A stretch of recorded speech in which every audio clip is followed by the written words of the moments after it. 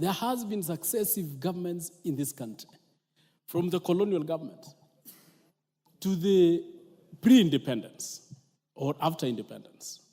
We have had governments and successive governments. And when the drafters of the Constitution were looking at this equalization fund, they meant, and their major intention was that, look at the areas which has never had any favor by any government. And that was meant to be equalized with the rest of the country.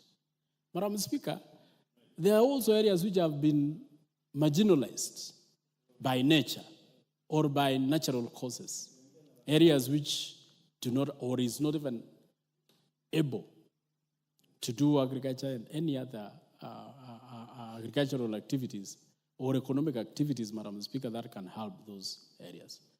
This is an area where the drafters of the Constitution intended to allocate this money. Madam Speaker, the Constitution, Article 204, states that there shall be 1.5% of allocation to the equalization. Madam Speaker, it also talked about the marginalized areas, and it talked about the marginalized communities. That is on Section 6, I think Section 4, Section 5, where it is talking about the marginalized communities and marginalized counties. Madam Speaker, when the CRA started working on these particular marginalized counties, Madam Speaker, it picked 14. And the reason why they picked 14, Madam Speaker, was based on several issues, just like what my brother here said, poverty index, and so many other issues, Madam Speaker. The 14, Madam Speaker, it was supposed to be allocated money from 2010, immediately after the promulgation of the Constitution.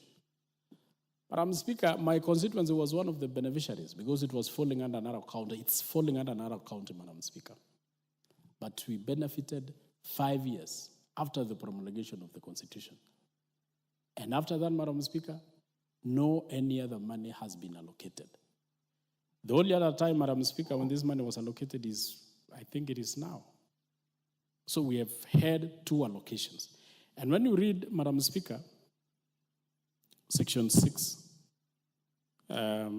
Section 5 of Article 204, it states the unspent money, what is supposed to be done to the unspent money? It is supposed to be kept and utilized.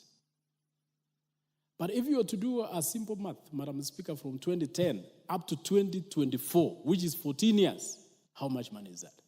Who has been spending that money? Where is that money? We are 6 years to the sunset of this particular fund. Madam Speaker, and not even that, before the CRA introduced another model of allocating this money, because initially, Madam Speaker, the 14 counties which were benefiting only benefited once. By the time they introduced 34 counties, Madam Speaker, what happened to the money that was supposed to be spent on the 14 counties?